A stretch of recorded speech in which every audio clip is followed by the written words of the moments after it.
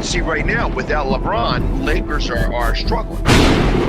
Let me tell you about a team I hate, all right? I know the Dallas Cowboy fan is here, so I had to make sure he knew how much I hate this team. I'm ready. I've often said that the people who run baseball, they try very hard to ruin it. I'm from Brooklyn. I don't have a problem saying it to his face. Oh, I'm from Brooklyn. Hey, guess any.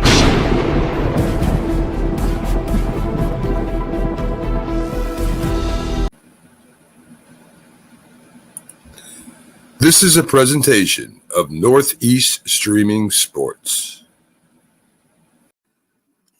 Good morning. You're listening to the Mac and Jack Sports Show on Northeast Streaming Sports.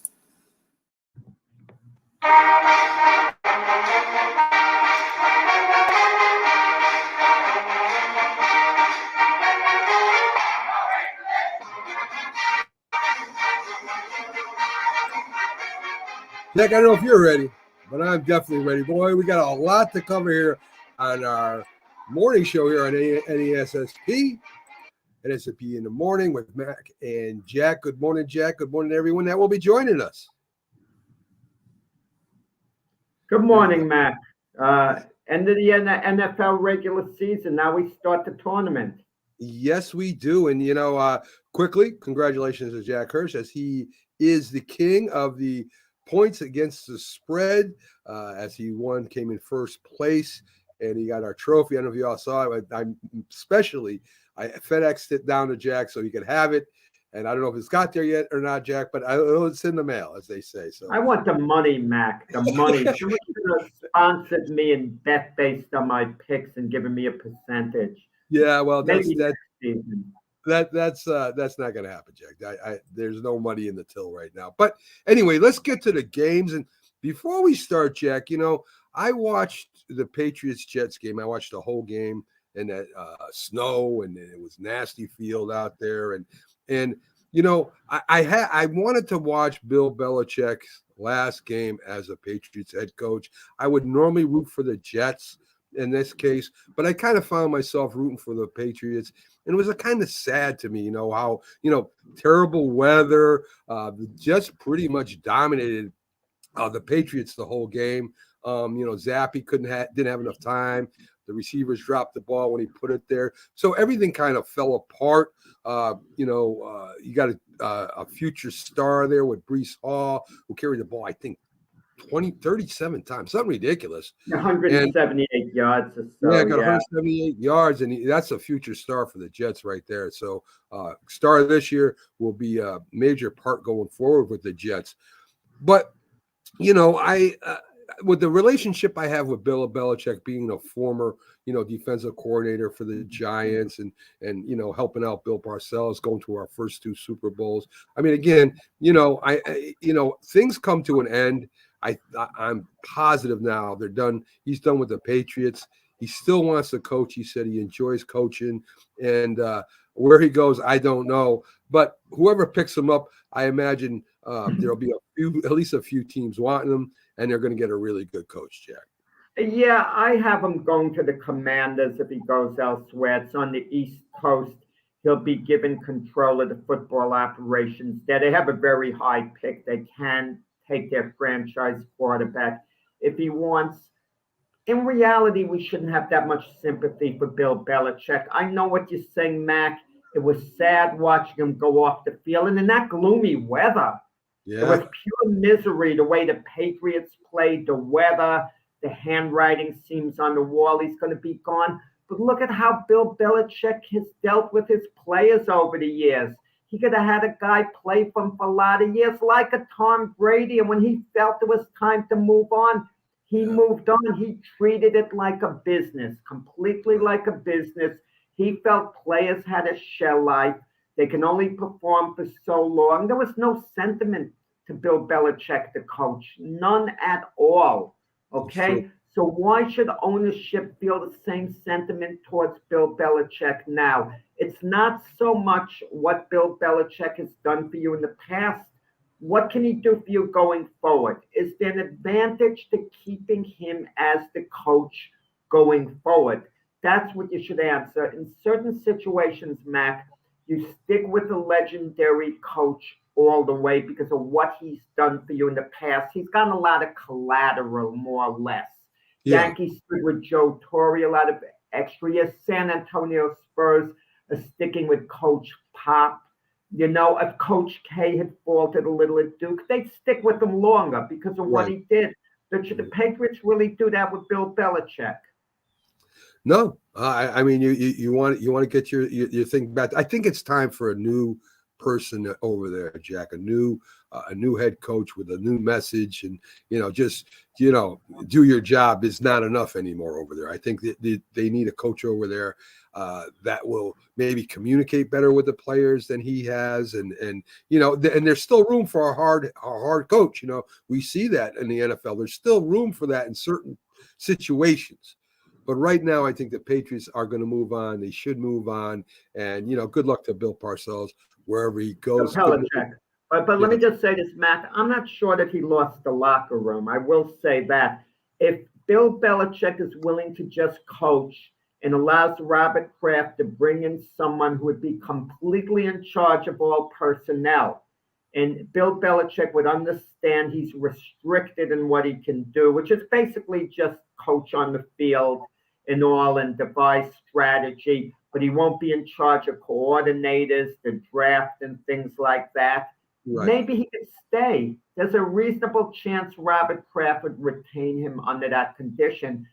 That's why it's being discussed now. The longer this takes, Mac, the more you know that they're negotiating the possibility of seeing could something be worked out. Because if Robert Kraft is ready to move on from him, it's definitely going to be done in the next few days. I agree with that.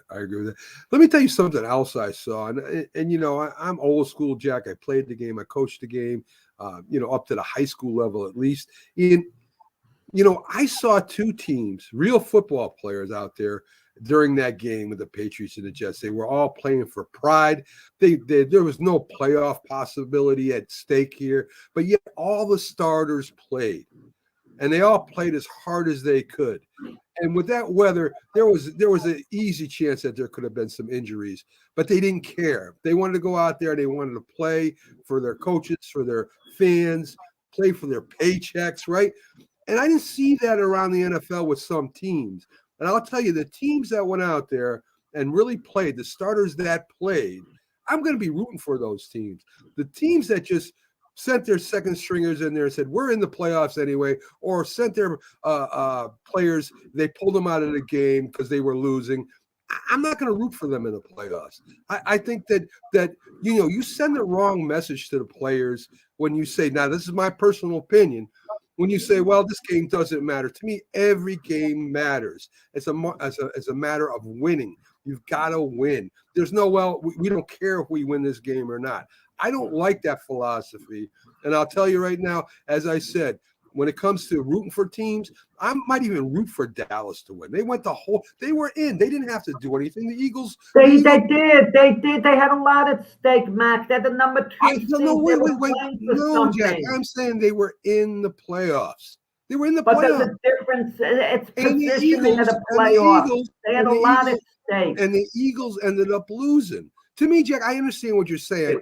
I'm not saying that it's going to be beneficial for them to get that second seeding. I'm not saying that.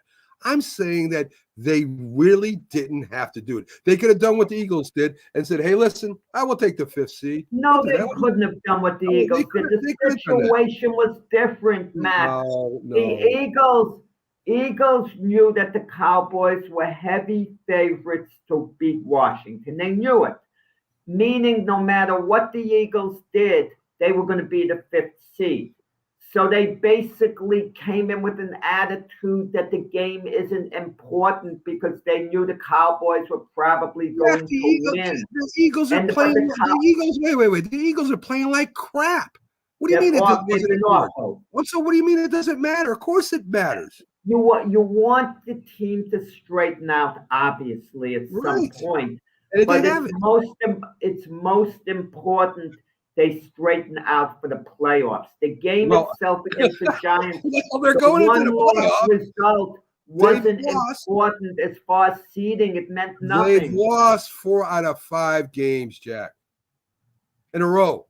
They're not straightened out, and they didn't do anything to straighten themselves out against the Giants. No, they did, but they played Tampa Bay Monday night, first round of the playoffs. If they win that game and they Tomorrow's look good doing it, Jack. they've straightened themselves No, they out haven't. in the game that counts. Tomorrow is never promised, Jack, or guaranteed. It's not, and their poor play might continue. Yeah. It might continue, but so much is motivation. You know what it is, Mac, what you're saying? You're saying basically every game is created equal. It's not. I'm not saying it's look what happened yesterday with other teams. The 49ers lost to the Rams.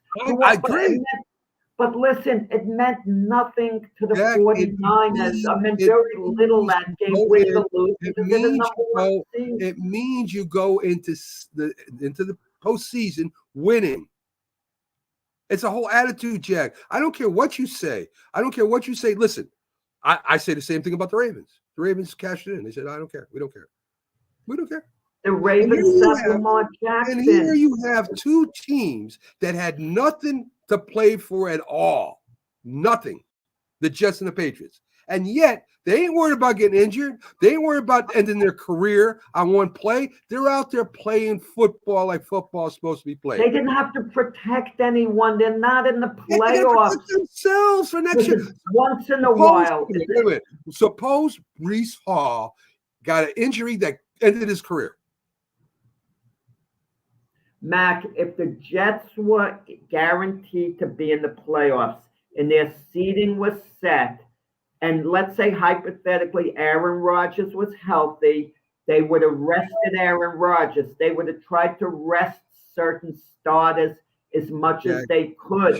Jack, you're missing my point. All I'm saying. I'm not missing your point. I understand it's a philosophy.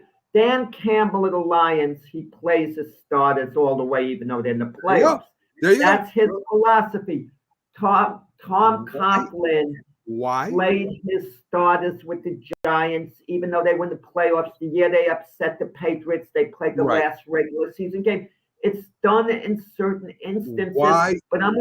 Why are the Detroit Lions winning like they are, Jack? Because they want to win every game. They don't care if it means nothing. They don't care. They don't care if they lose. They go out there to play every game to win, and that's why Detroit has such a good team this year. Mac, let's see if they beat the Rams this week. Let's see how that works. Let me say this: Detroit had the division wrapped up 3 weeks ago. Why play anybody? Just let the second stringers go and play. Well, they were still playing for seeding. But they still were what I'm saying. Yeah, and they will have a home game in the first round. They're hosting the Rams. Yeah. And yes, you are right, Rick. Their tight end got injured. So we'll see what happens with that. I mean, listen, I am all for smart football, but I'm also for winning. As Mac, Herm Edwards said, sometimes to reset. Every week, you don't have the same level of motivation. Motivation has to be at its highest come playoff time. That's the job of the coach. You play to win the game, Jack. That's what Herbert Edwards said. In that case, exhibition games too. Yes, I want to win those too. I want to win. I want to win everything.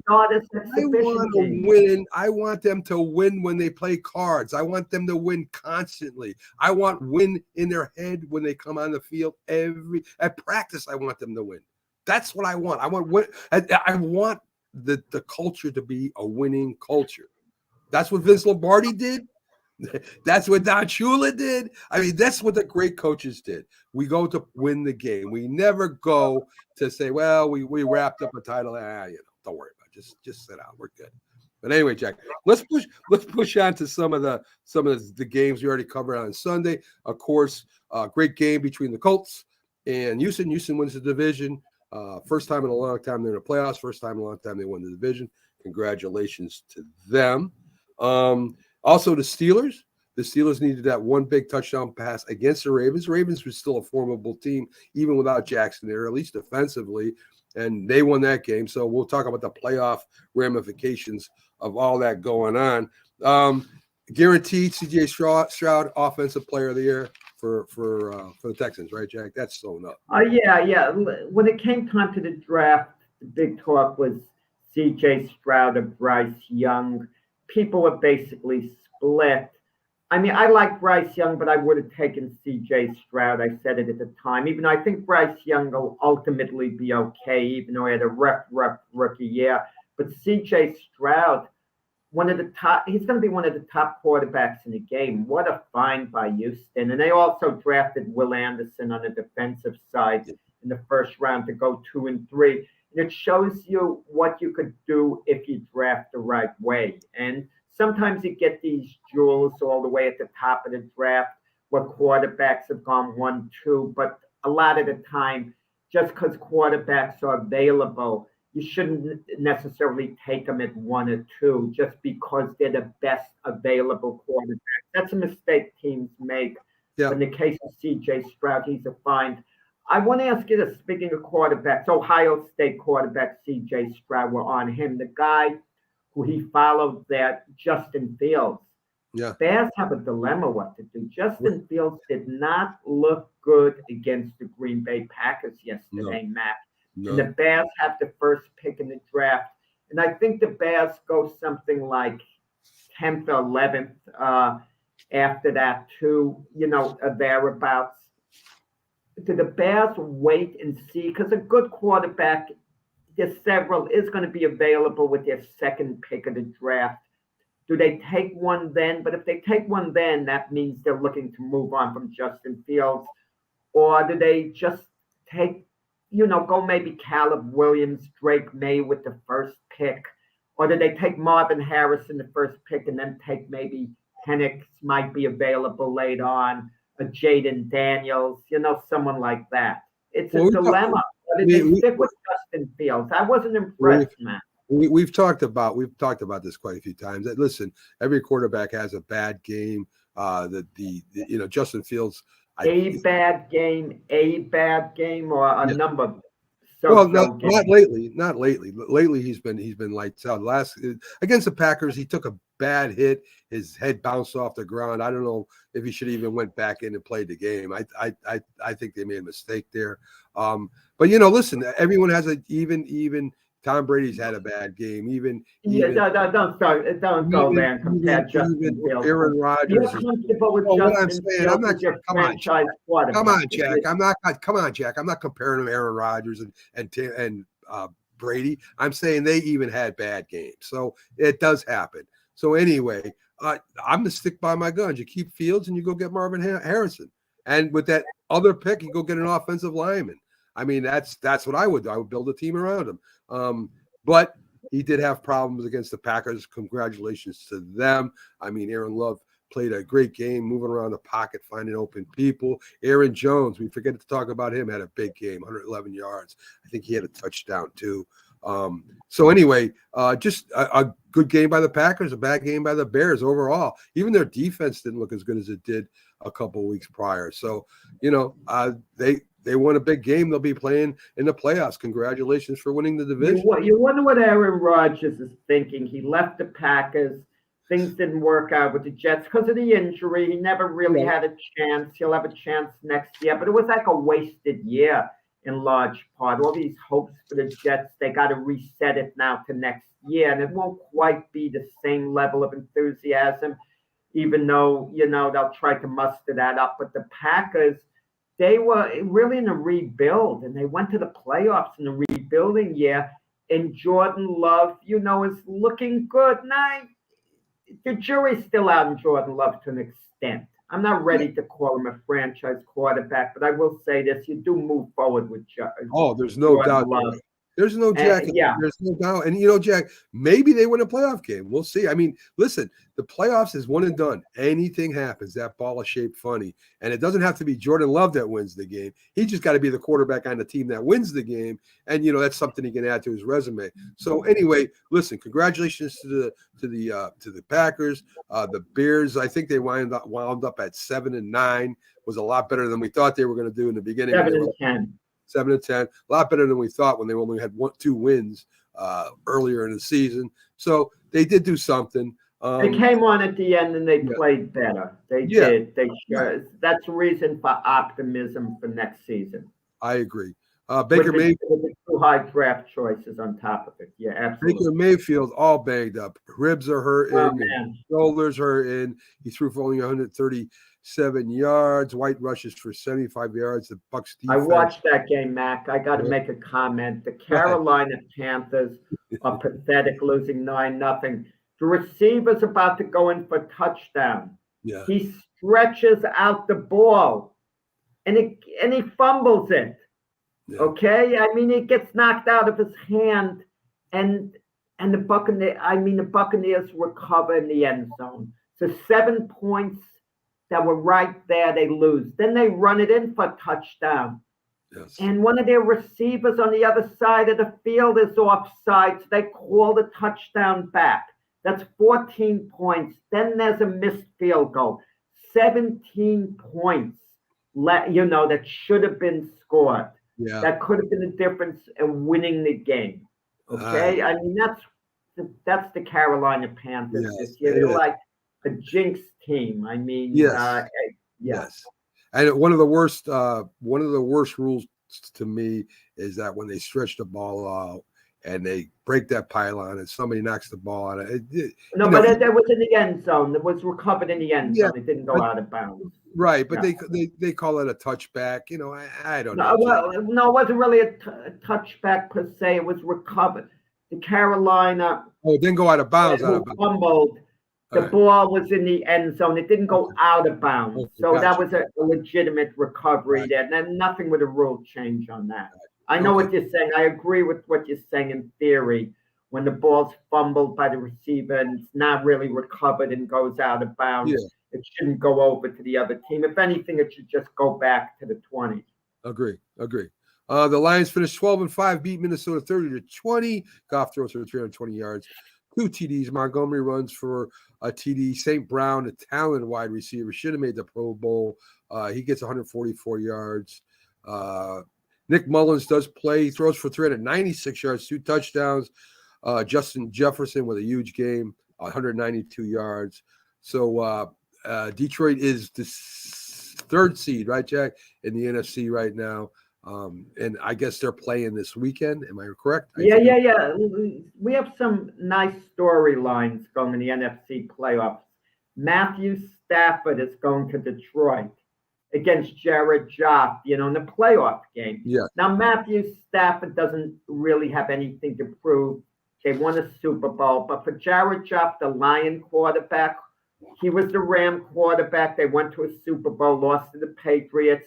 He's playing the man that replaced them. He's going to want to look good. And there's so much enthusiasm in Detroit. They got a playoff game there. It's been ages. I mean, there's excitement going on. So you got the storyline of Matthew Stafford, longtime Lion quarterback, coming home. And now you have the Packers playing against their former coach, Mike McCarthy at Dallas. Yeah. Okay, too. Mike McCarthy is under tremendous pressure. Despite the successes he's had in the regular season, can you imagine how ugly it's going to be at Dallas if the Packers knock them off? This isn't the 49ers in the NFC Championship game beating the Cowboys. If it's the Packers, man, oh man, in the first round, would McCarthy survive that? They asked Jerry Jones about McCarthy's job security. He said, we'll take it game by game in the playoffs. Wow. Yeah, that's Jerry being Jerry. I think McCarthy's safe. He won the NFC East. I think he saved his job. I think they beat the Packers, and I don't think the problem. I would imagine. I would imagine. It does, wow. I would imagine that it points to that again, unless something happens crazy there. Let's talk about King Henry a little bit. He looks young again. Runs for 153 yards and a touchdown. Was the main cog in beating the Jags. Tannehill threw for 2 touchdowns. Trevor Lawrence is out of the playoffs this year, Jack. And, I don't fully blame Trevor Lawrence. I know he had a couple of injuries to his shoulder and he's banged up going with the Jaguars. But they did take a step back. I mean, step back. Yeah. So, I mean, you go from making the playoffs to being out of the playoffs, and they expected them, of course, to get only better, and they didn't. So what are your thoughts? 5-6 at the end. What are your thoughts? Yeah, my thoughts. I'm disappointed. The Jaguars made the playoffs last year, won the division, got off to a good start this year. They were supposed to be a team of the future. All their young players developing, and to lose 5 of the last 6. Trevor Lawrence has not been in the league 3 years. I don't know what to make out of him. He was called a generational talent. He was supposed to be a great quarterback. He's been okay, but I'm a bit disappointed though, because he hasn't been lights out. How much better is Trevor Lawrence going to be? Now, if you subscribe to the theory, it takes a few years for a quarterback to develop. He's got to pick up experience. Then you can say Trevor Lawrence is coming along fine. But in the modern NFL, look what CJ Stroud's doing his rookie year. And I'll make the argument right now that CJ Stroud is ahead of Trevor Lawrence right now. And he's had only 1 year in the league, and Trevor Lawrence has had 3. But with that said, Trevor Lawrence is going to be the Jaguar quarterback of the future. He's a good quarterback, but something about Trevor Lawrence tells me being a good quarterback shouldn't be enough because of what was expected of him. Breaking news from Rick, breaking the scoop. Ron Rivera was just let go, but none of us are shocked by that. That was expected. The shock would have been if Ron Rivera wasn't let go or just lingered on a few days more. But that was the one safe prediction the day after the regular season ended, that Ron Rivera would be let go. Now the focus is going to be who is going to get that job in Washington, because the NFL rules, the Rooney Rule, a number of candidates have to be interviewed. But let's be honest about it. An owner should be allowed to hire who he wants. If the Washington Commanders are all set, let's say, on Bill Belichick, they want to see, is he going to be let go from New England? They're focused on him. They should be allowed to hire him. They shouldn't be allowed to forced to call candidates in to interview them. It's insulting to the candidates as well. Well, this does open the possibility of Bieniemy becoming the head coach of the Commanders. Jack, he should be first in line to be interviewed. Coming over from Kansas City, taking over the offense. I would imagine he would be the first one interviewed. Eric Bieniemy. Yes, and if Belichick decides not to go to the Commanders, I mean, they don't hire Bieniemy, then they're going to be looking for another coach. No, what you're saying, I understand what you're saying, Mac. But if they have any intention of hiring Eric Bieniemy, the Commanders are going to do it immediately. They're not going to wait on Bill Belichick or Jim Harbaugh. They would have made up their mind. Bieniemy's our guy. He's in-house. We're hiring him. We're moving forward with him. They're not going to use Bieniemy as a fallback guy, because if they're interested in Belichick or Harbaugh, they're going to have to wait a little for both guys. Right. There's a whole negotiation. I agree. And they're not going to keep Bieniemy hanging and tell them, well, if they don't get the job, we're going to consider you. I think that they're going to interview not just Bieniemy and not just, they're going to interview quite a few coaches that are going to be qualified. That's part of the interview process. And there's going to be more than one interview. There's going to be callback interviews, maybe a third interview. I mean, they can push this out if they do really want a Bill Belichick or a Jim Harbaugh. They can push this out, but they still got to do their due diligence, Jack. They still got to interview 3 or 4 other candidates. They're not just going to say, all right, Eric Bieniemy's our coach. I don't think that would be a wise decision.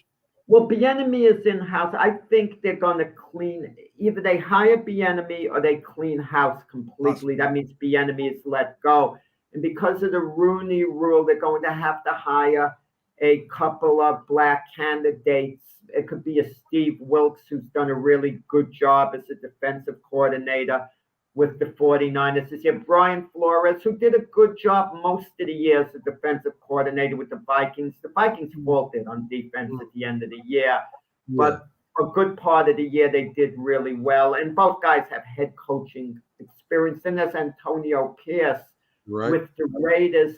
That's an intriguing scenario because the players want him back. He went 5-4. He took over a team that was 3-5, and they went 5-4. They improved under him, but they weren't lights out, Mac. He didn't automatically make a statement that they were so good, give him the job. If I had to give a grade to Antonio Pierce as the Raider coach, I'll give him a B. Yeah. He did a good job, but he didn't do a great job to make him the type of guy that, oh, we're going to make him the full-time coach now. I would consider him. Well, That's all that comes under let's talk about that. consideration. Let's talk about that for a minute. Kind of jumping around on me, but I'll stay with you. Listen, Antonio Pierce won with players that necessarily weren't his. He didn't draft them. He didn't help draft them. He took over a team from another coach, right? And that Well, coach, he was on the staff of the Raiders. So we knew the personnel. Let me finish.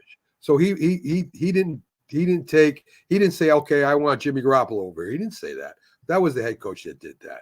So a lot of the moves that were made by the head coach, maybe the GM there at the time. All he did was take the same players they had and run with them. And which is pretty good. I mean, which you got to respect, Jack. He got the respect of the players. You got respect of the coaches. The fans love him. I think if the Raiders get rid of him now, I think it's a big mistake. I would give him at least another year. Let's see what he's got. Let's see, maybe 2 years. Let him be part of the draft. Let him be part of the free agent signings. Let's see if he can build the Raiders up again. If you get rid of him right now, you're making the same stupid decision you made before. Let's see what he's got. And then Rick Bisaccia got the Raiders to the playoffs. Antonio Pierce didn't. Well, let me tell you what I think would be an ideal situation, perhaps. Okay, perhaps. Let the Raiders sign him to a 1-year contract. Don't fire him at the end of the year. He knows the personnel. He knows the players. And let's see what he does 1 year from beginning to end. But if you try to sign him to a 1-year contract, the public and the media goes, oh, no confidence in the coach. How can you sign him to a 1-year contract? These owners, people try to make fools of them. When a coach or manager in any sport has 1 year left on the contract, people automatically think that coach should get extended. Why extend them? Wait till the contract runs out. If you extend them, at some point you're going to want to move on from him and you're going to owe him a lot of money. That's not smart business. Play out the year. Listen, and if the coach is good, he becomes a free agent. Yeah. Also, so he's got his leverage. So I would, if I want Jim Harbaugh and he's available, Bill Belichick or whoever, that's my guy. If I'm not sure, I want to stick with Antonio Pierce, but I'm not certain he's my guy long term.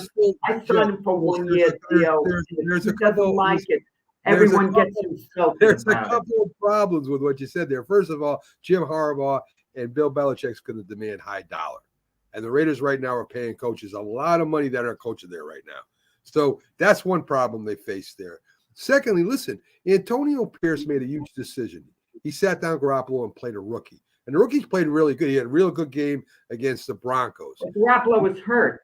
Well, he wasn't wanted to come back, and Antonio Pierce said no. He was eligible to play, and Antonio Pierce said no. So he said, O'Connell's my quarterback. He also has two of their best players on his side. He's got Max Crosby and he's got Deontay Adams on his side. They're the ones that went to bat for him. I imagine there's other players there too. So I think with his salary right now, I think they'll ride with him at least 1 more year, Jack. I don't think they're going to go after. But when you said at least 1 more year, that's my point, Matt.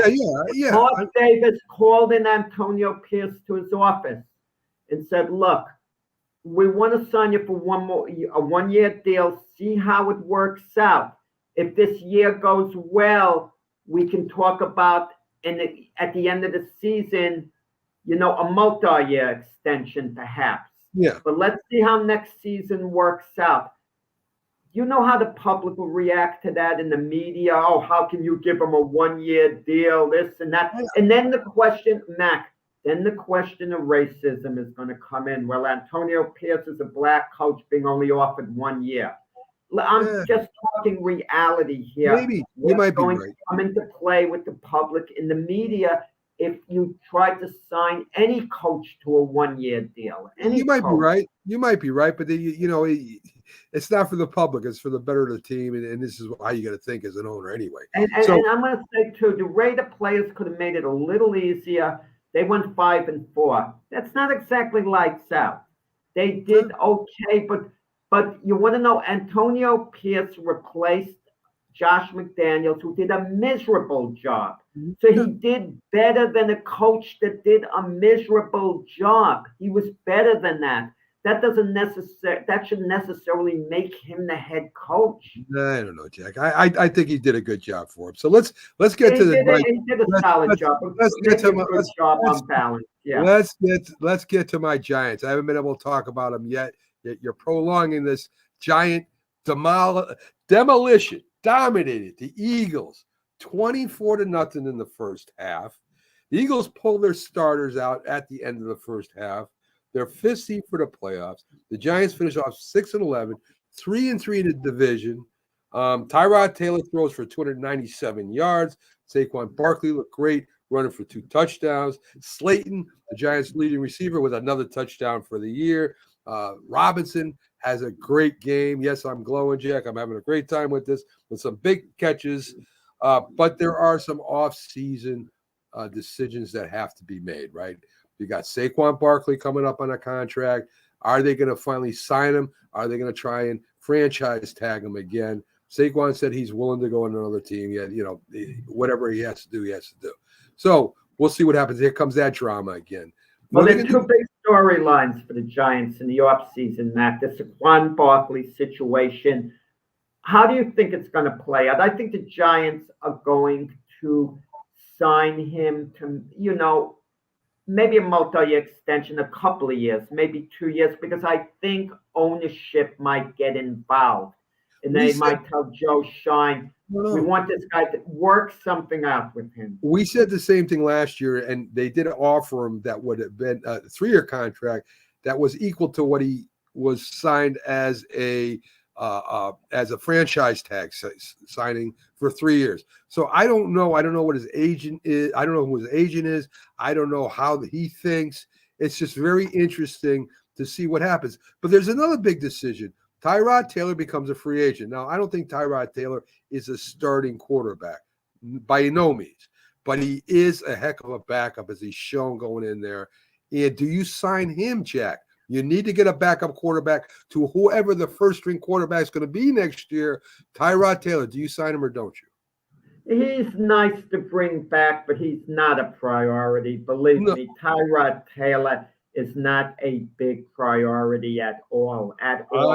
You can get Matt. You love these 100%. Why not get Joshua Dobbs? You love him with the Vikings, Matt. You were flowing. Why not get Snappy? These are your guys. Get Joe Flacco. I don't care about Dobbs or Flacco. With the way the second-string quarterbacks had to play this year, it's a big priority, Jack. There were 61 different starters as of last week, and more this week.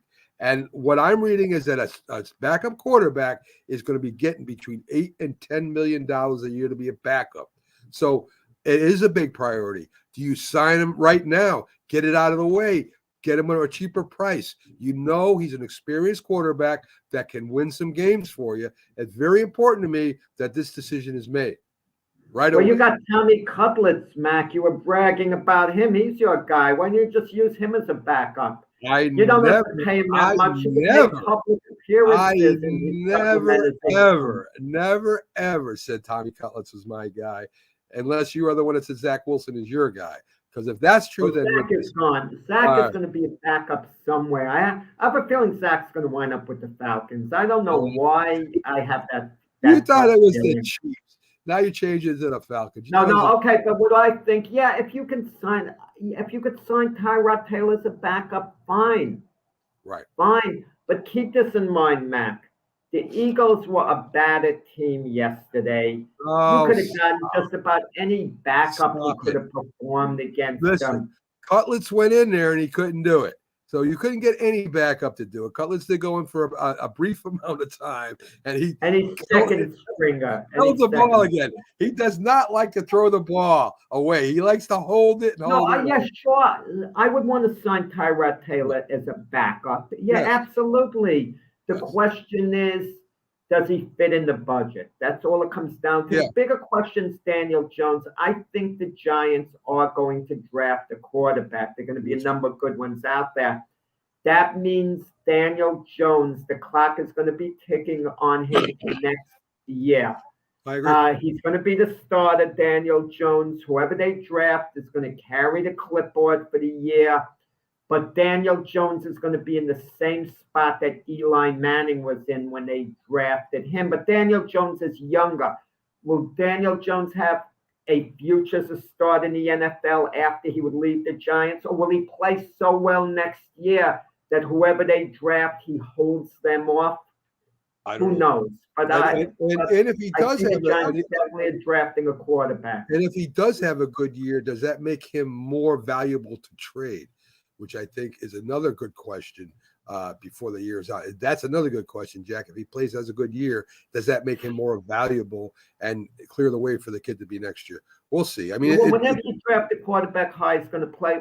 People forget Kurt Warner was the quarterback when Eli Manning was drafted, and Eli Manning replaced him 9 games into the season. Kurt Warner still had a lot left. He still went to a Super Bowl afterwards. So once you draft a quarterback highly, the handwriting's on the wall. He's going to play at some point. Jack, New Orleans beats up Atlanta 48-17. Carr throws for 4 TDs. Miller has 73 yards and a touchdown. Shaquille with an unbelievable catch. But the biggest story in that game was at the end. And me and Jack discussed this before the show. There's a disagreement here. The Saints, at the end of the game, time is running out, getting the victory formation, and fake the victory formation and hand the ball off, and the Saints get their last touchdown. Now, I would have no problem if they lined up in a regular running formation and tried to score. No problem. You're 100% correct, Mac. I don't like that they faked a victory formation. That's low. That's dirty. You know what that's like? That's like holding the white flag of surrender and then not surrendering, actually. That is dirty. It's low down. That's one of the reasons I lost respect, Mac, for Arnold Schwarzenegger. He was in a bodybuilding contest. He was posing with the other bodybuilder for the world championship. And Arnold said to the other bodybuilder, okay, we've had enough. Let's go off the stage. So the other bodybuilder started to go off the stage, but Arnold continued like this. That was dirty of Arnold. Arnold is a dirty sucker for what he did. That was low down. And that was low down what happened yesterday with the New Orleans Saints. If you just lined up, okay, and handed it off, I got no problem with that. They want to get a touchdown for Jameis Winston, fine. I don't care about the Falcons' hurt feelings, but when you fake a victory formation, that is low. Yes, and even J.J. Watt said, come at us, give us a chance, to stop, because we're not playing full speed. We don't want to hurt nobody, so we're not going to hit. We could go and jump and hit the quarterback, but we aren't going to do that. We don't want nobody to get injured. So to him, he said, listen, they see each other again twice next year, and players don't forget. And, their rivalries, it's in division, and they got them 2 times next year. So can you imagine it work the other way, Mac? A quarterback really is in a victory formation to take a knee, and the defensive line comes charging all out, knocking people over. Yeah. Even though the game is all settled for all intents and purposes, how would the guys on offense feel? They feel that would be pretty low. Exactly. So, all right. Seattle. Let's talk about Pag's favorite quarterback. Carson Wentz throws for 163 yards, 2 touchdowns, runs for 56 yards and a touchdown as the Rams upset the San Francisco 49ers without most of their starters. 21-20. Nuka was left in long enough to break the rookie record. Another chance for Rookie of the Year, the NFC anyway, with Nuka. Great player. Humble, team player, blocker, runner. He does whatever they want, and he's a special wide receiver they got for him. And we're going to talk about the playoff picture, but we know what's going to happen. We know the Rams are playing Detroit, and we'll talk about more. But first, the Rams, Jack, even with their backups, they beat San Francisco with their backups.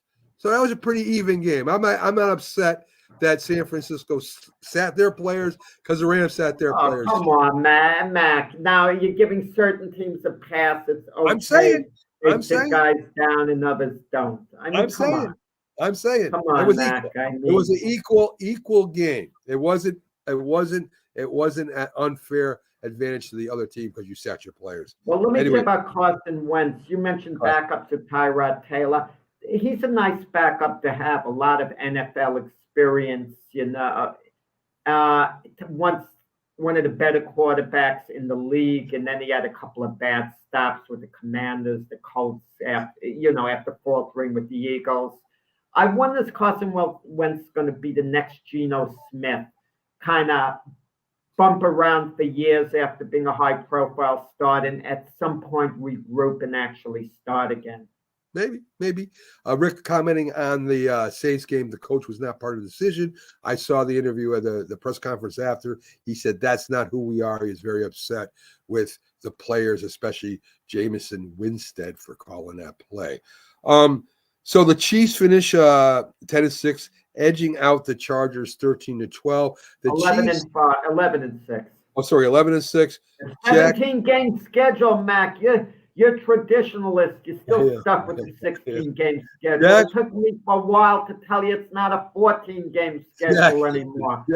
Jack, question for you. The Chiefs offense still doesn't look good. They're like the Eagles to me. This is a team. Well, they set out Mahomes and Kelsey yesterday, so they kind of, still, they mailed it in themselves in a certain sense. Still, when they played, they didn't look that good. And here you have the two Super Bowl teams, both of them with big questions going into the playoffs. Gobert had 159 yards, blah, blah, blah. Biggest question of this game and this year coming up is the Chargers head coach position. Again, we had Bill Belichick. We've had, Jim Harbaugh. Is there anyone else, Jack, that you think might? I don't think that. I'm not sure how ownership is for the LA Chargers. You got a lot of money. That's a big part. Anywhere Jim Harbaugh goes, he's going to have full 100% control of the football operation. Kind of the way Sean Payton does at Denver. Sean Payton can fire the GM George Patton if he wants. Imagine that a coach being the GM's boss. Normally the GM has some authority over the coach, even though the owner has to sign off on anything. And Jim Harbaugh is just going to have to be given full control.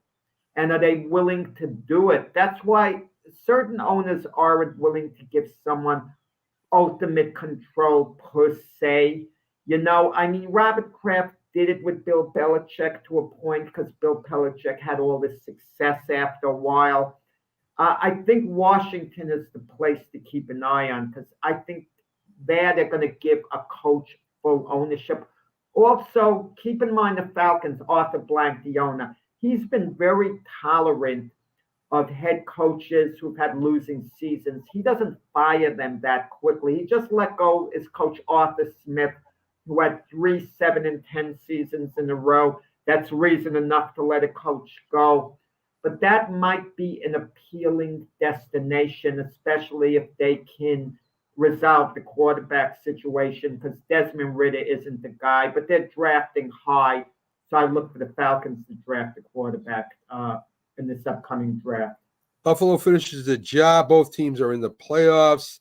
The AFC East, title was on the line. Josh Allen with 359 yards, 2 TDs, some bad interceptions in the end zone, which could have changed the game around. What turned the game around for the Buffalo Bills was a 96-yard punt return.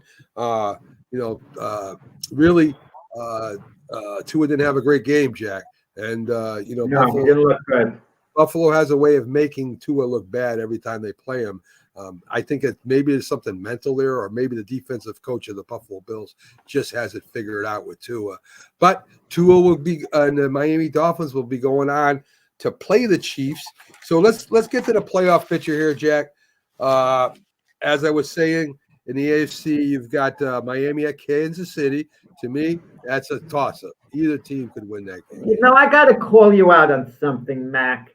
You put me in my place after week 1 of the regular season. You firmly put me in my place. You said Miami Dolphins and the LA Chargers are going to be in the AFC Championship. Mark my words, you were saying, Mac. Right. So mark your words. Right. Dolphins are still alive. Maybe that happens if they win the next couple of games. I'm not writing Miami off. Chargers, it happens. Look, this is coming from someone that picked the Bengals to win the Super Bowl this year. Right. And they finished 9-8, big disappointment. Even if Joe Burrow was healthy, something was missing with that Bengal team, I got to point out, regardless. And I thought the Eagles would get back to the Super Bowl. If they look like a long shot right at this point. But Miami and Kansas City, Mac, both teams are struggling. The difference is the Dolphins lost their last two. The Chiefs at least ended the season winning their last two. They're struggling. One of them advances. Mm-hmm. Is either team going to get straightened out to make a serious Super Bowl push? Are they going to get their mojo back? Either team. Will they get their mojo back? Listen, I think Miami's wide receivers are 200% better than the Chiefs' wide receivers. I think their running game right now is better. I think the running game for Miami is better right now. Again, if it wasn't for that 96-yard punt return, Miami would be playing as the division winner. So I think Miami, believe it or not, and we've talked about this too, I think, Jack, does Kansas City win one playoff game? It's in Kansas City, which is to Kansas City's favor. But if one of them receivers does not play well, does not become another target for Mahomes, I see Miami beating them. You know? Yeah, I just you keep waiting for teams to straighten out, and are the receivers going to get it together with Kansas City? Because they really haven't all season long, and we'll see. It's an intriguing game because one team advances, and whoever wins that game, Miami, Kansas City, maybe they've corrected some things. Maybe they got their confidence back because then they'd be a couple of games away from the Super Bowl. Who knows? Had Miami won the game last night, they would be hosting the Pittsburgh Steelers this weekend. Instead, they're playing at Kansas City. You never know. That could be a blessing in disguise. The Chiefs playing at Kansas City might not be as hard a proposition as playing the Steelers, even though you'd be at home against the Steelers. You might be I don't right. know. I don't know. Me either. Rick's mentioned the weather. There might be some bad weather in Kansas City for the game they're projecting. I think it's going to be really cold. I don't know if there's any bad weather as far as We snow. talk about the weather, but they lost at home and won Miami to Buffalo. And did you hear the game last night, Rick? There seemed to be as many Buffalo Bill fans in the stands as there were Dolphin fans.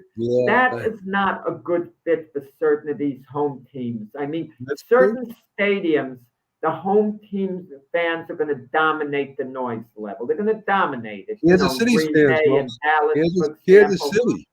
Kansas City's fans will dominate the noise. They'll dominate. Sure. In Miami, it goes both ways. Half the fans seem to be Dolphin fans. The other half are Bill fans, are Cowboy fans, are Packer fans. I don't know what they got going on. Pittsburgh at Buffalo. The Pittsburgh's defense to me right now is better than the Buffalo's defense. TJ Watt will be a question. I imagine he will play no matter what. Yeah, he's going to play, Jack. If he's compromised, he won't be the same player. Keep that in mind. Yeah, and you're right. The Bills Mafia travels well. Pittsburgh, to me, Jack, has a good shot at beating Buffalo with the way Josh Allen turns the ball over. It didn't hurt them. They won, but that's not why they won. So listen, I think Pittsburgh has a good shot at Buffalo. I don't know, what Josh Allen's going to show up. They didn't run the ball like they should have again. Cook, I don't know if Cook can run against the Pittsburgh Steelers. I'll tell you right now, the Pittsburgh Steelers will be able to run the ball against the Buffalo Bills.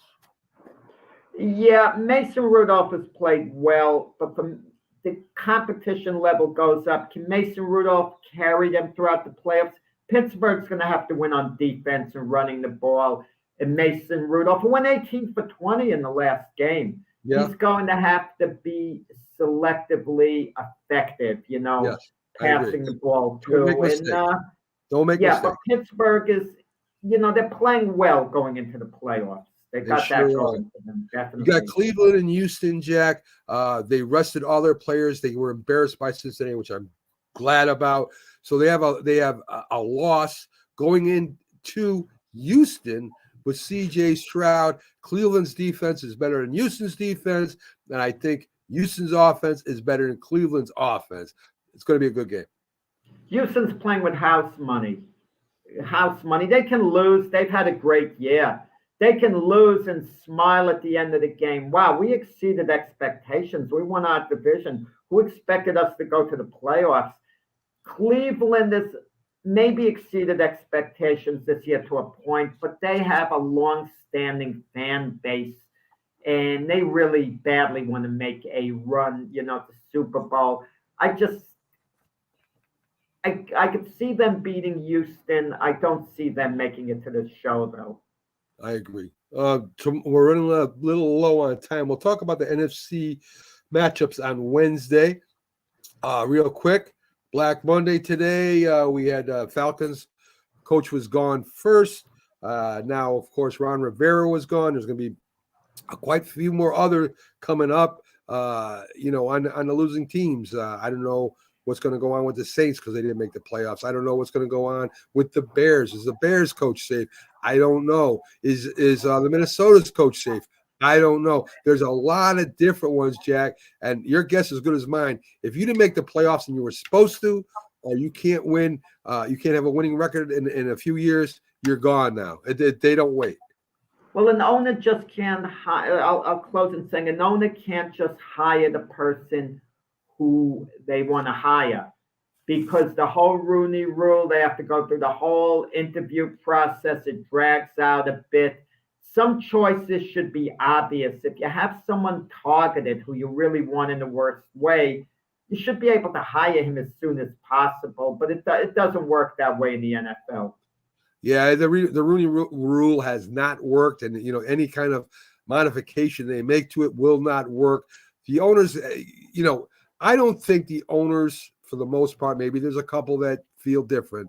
I think they want a coach that will help their team win. I don't think color is the first thing they think about when hiring a head coach, but we shall see if that. Rick says, get out and enjoy some sun, Jack. Relax, get out and get some sun in you. And he'll be in Florida all winter, Rick. Yeah. I mean, it's listen, it didn't do much good to Dolphins here. I'm not getting to go. I had a chance maybe to go to a Dolphin playoff game, but they got bumped out. So. Right. So he'll be watching a playoff game. Good for him. Yeah. NBA scores real quick, Jack, before we leave. Nets lose to Portland 134-127. The Nuggets beat Detroit 131-114. Dallas beats Minnesota 115-108. Toronto beats Golden State 133-118. And the Lakers get by the Clippers 106-103. So those are your NBA scores real quick. Anything else, Jack? I know I interrupted. Block this tonight, the boxing show, 7 p.m. Eastern time. Okay, tonight, Frank Laterza and myself are going to have on unbeaten welterweight Patty Donovan, future world champion and making his 12-0 to date. And 1 hour, great boxing talk. So if you like boxing, tune in to our show tonight. Listen, J&B. 7 p.m. Eastern time. Love Fist is the best boxing show streaming on the internet today, Jack. And of course, start spreading the news. We'll be after them at about 9 with some great Yankees talk. Thank you, folks.